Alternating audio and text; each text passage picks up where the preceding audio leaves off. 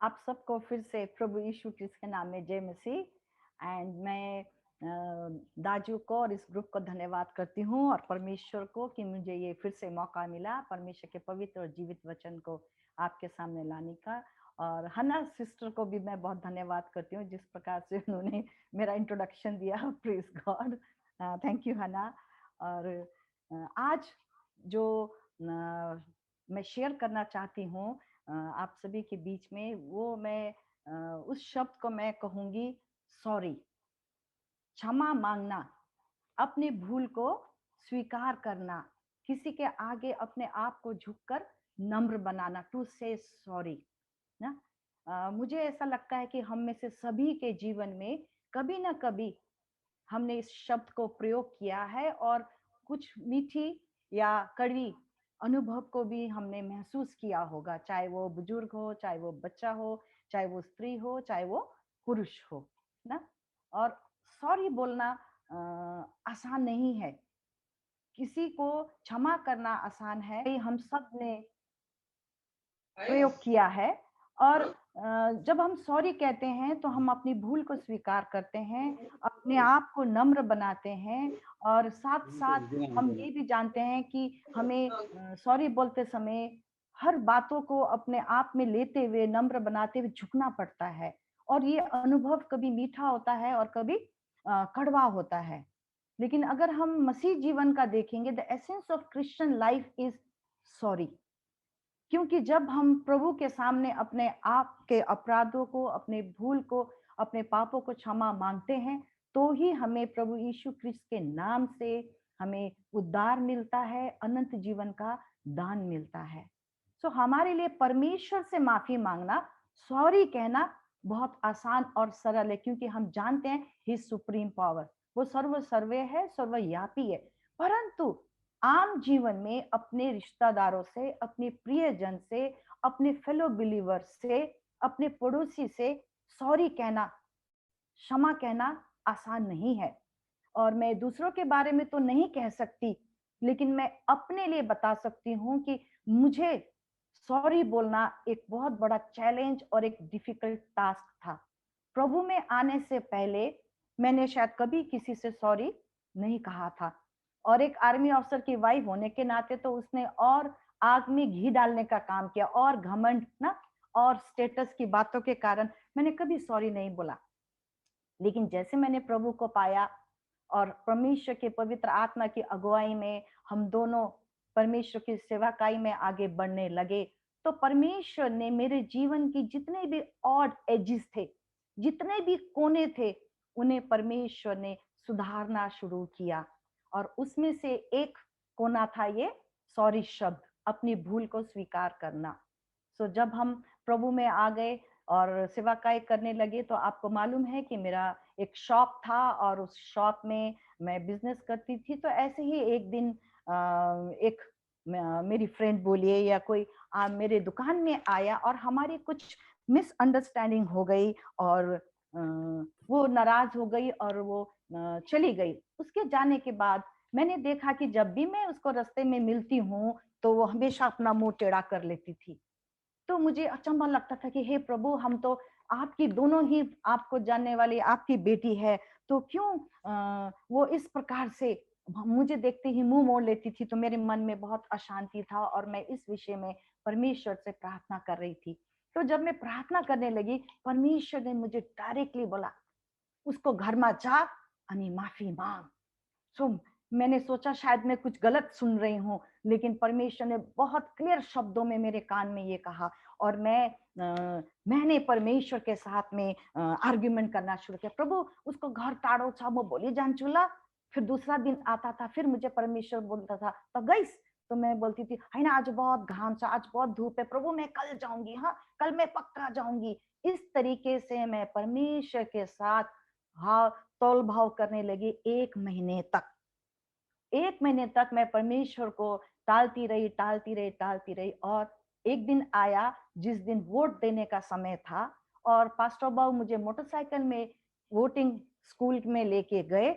और जैसे ही मैं वहां उतरी, तो मेरे परमेश्वर ने मुझे डायरेक्टली बोला, घर जाने ना, उन्होंने यहाँ छा जा माफी मांग।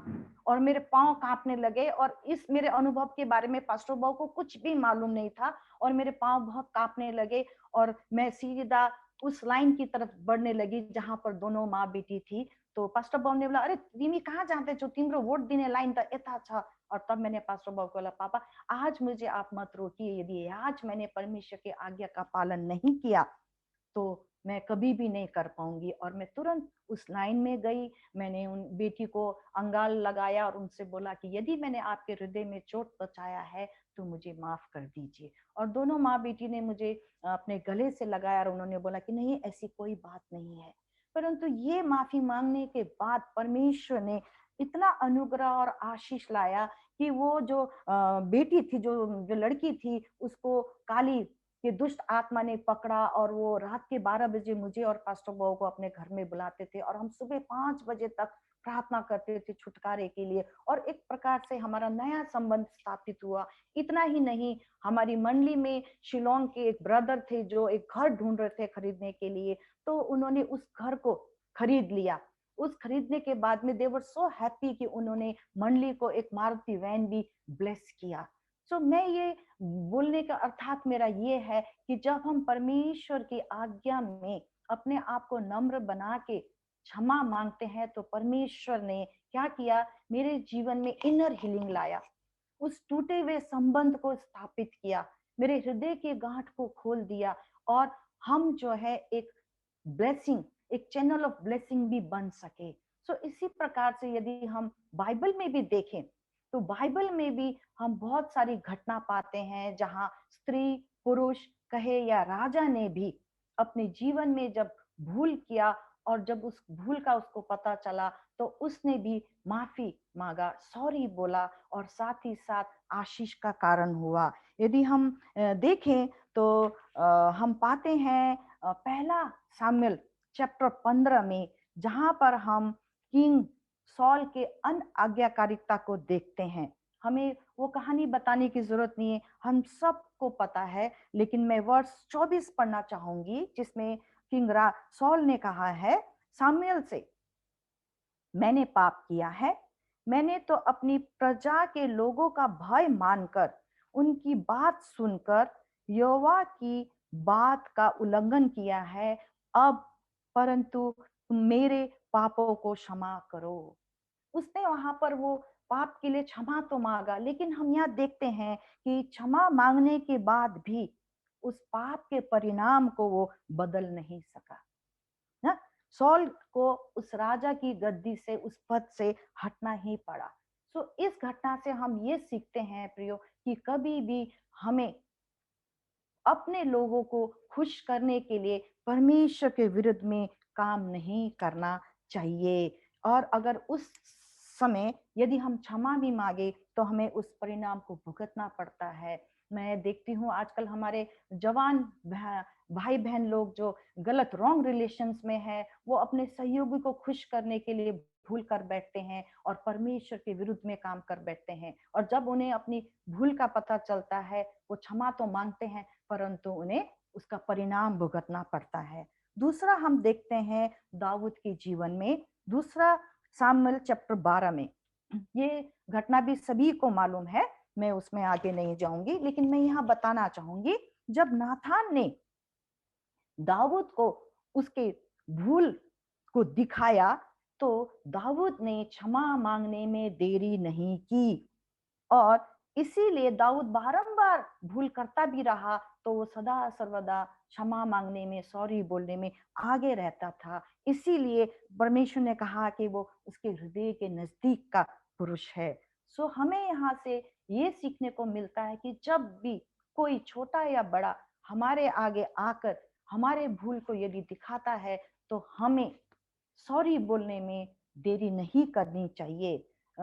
इससे जो है हम परमेश्वर के अनुग्रह को पाते हैं और हम भी परमेश्वर के हृदय के नजदीक के स्त्री या पुरुष बन जाते हैं, क्योंकि वचन प्रोवर्ब 3:34 में ऐसे लिखा है, परमेश्वर नम्र पर अनुग्रह करता है और हठी करने वालों पर गिला करता है।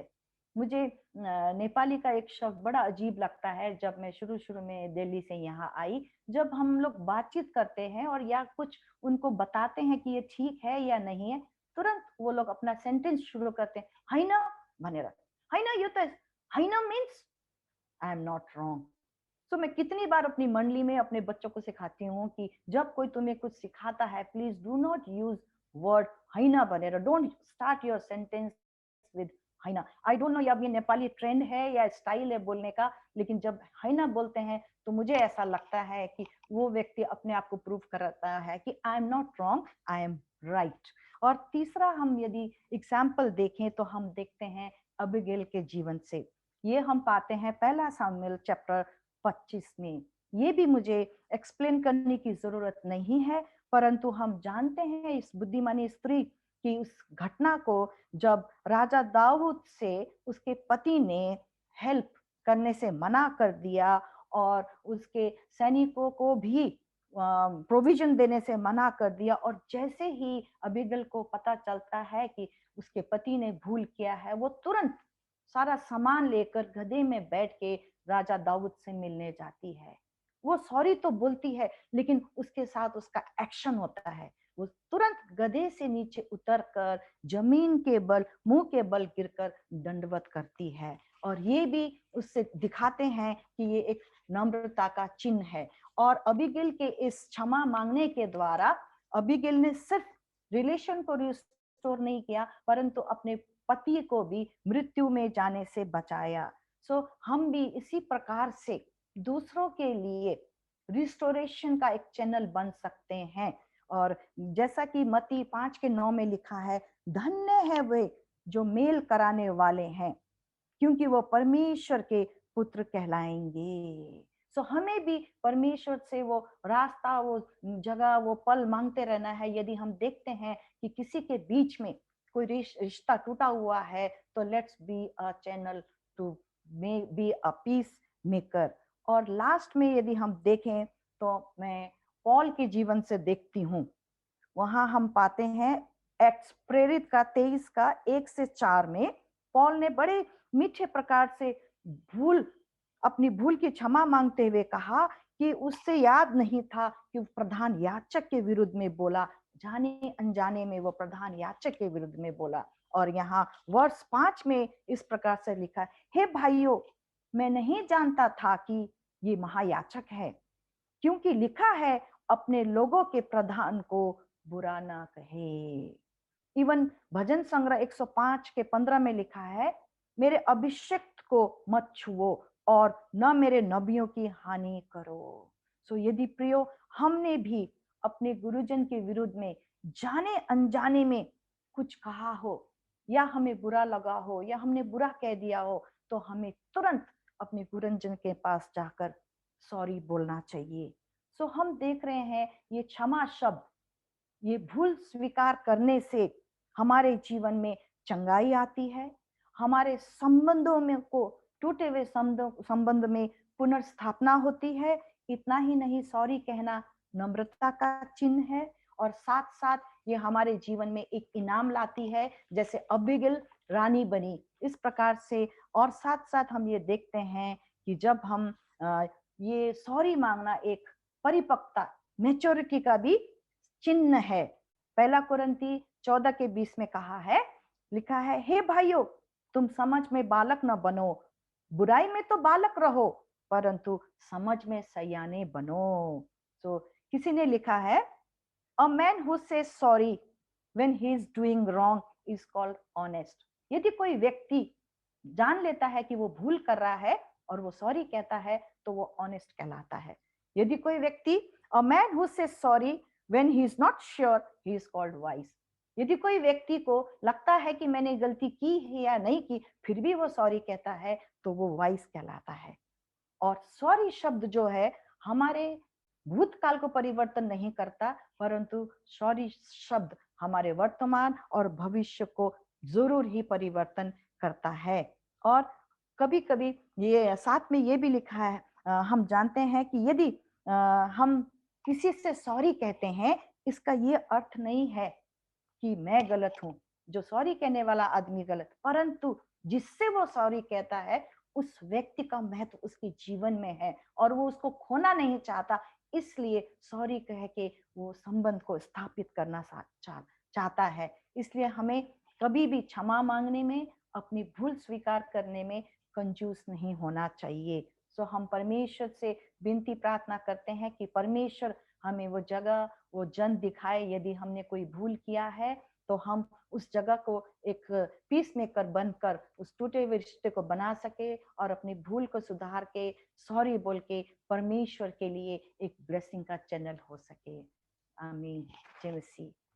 प्रभु की महिमा।